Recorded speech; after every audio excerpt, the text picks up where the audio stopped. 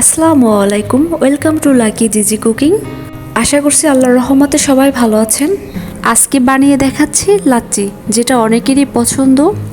আর এই গরমে খুবই রিফ্রেশিং একটা ড্রিঙ্ক এই লাচ্চিটা।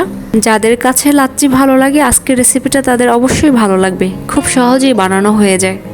খুব সহজভাবে রেস্টুরেন্ট স্টাইলে এই লাচ্চিটা আমি তৈরি করে দেখাবো। সম্পূর্ণ ভিডিওটা দেখার জন্য অনুরোধ রইল। আজকের এই লাচ্চিটা আমি মিষ্টি দই দিয়ে তৈরি করব, এই জন্য এখানে নিয়েছি মিষ্টি দই। এই লাচ্চিটা আপনারা টক দই দিয়েও বানাতে পারবেন, সেই ক্ষেত্রে মিষ্টি পরিমাণটা একটু বেশি লাগবে। একটা ব্লেন্ডার জারে দিয়ে দিলাম 3 টেবিল চামচ মিষ্টি দই। এর ভিতরে দিয়ে দিচ্ছি 3 টেবিল চামচ গুঁড়ো দুধ। এরপরে দিয়ে দিচ্ছি লেবু। লেবুর রসটা কিন্তু অবশ্যই দিবেন, কারণ রেস্টুরেন্টে লেবু দেওয়া হয়। আমি 2 ফালি লেবু দিয়ে দিচ্ছি, যেহেতু আমি 2 গ্লাস লাচ্চি তৈরি করব। আমি লেবু থেকে রস বের করে নিয়েছি, দিয়ে দিলাম। এখন দিয়ে দিচ্ছি বরফের টুকরা।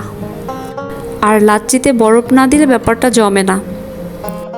দিয়ে দিলাম টুকরো করা বরফ। আর তারপর এখানে দিয়ে দিচ্ছি চিনি। চিনিটা আমার স্বাদ মতোই দিয়ে দিলাম।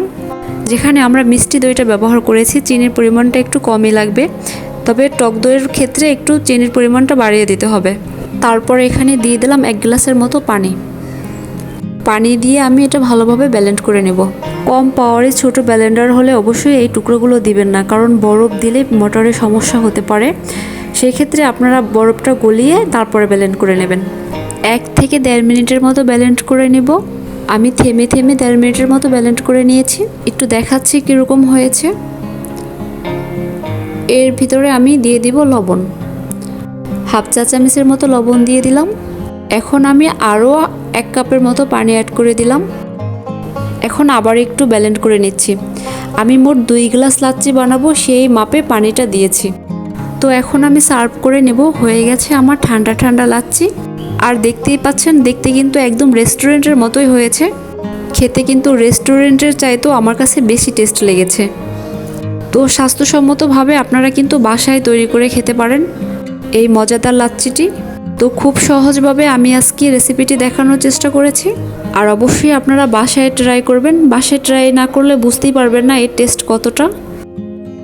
আর রেসিপিটি যদি ভালো লাগে অবশ্যই লাইক, কমেন্ট আর বেশি বেশি শেয়ার করবেন। আর আগে থেকেই যারা আমার চ্যানেলটি সাবস্ক্রাইব করেছে তাদেরকে অসংখ্য ধন্যবাদ। আর নতুন যারা আছেন প্লিজ আমার চ্যানেলটি সাবস্ক্রাইব করে দিন।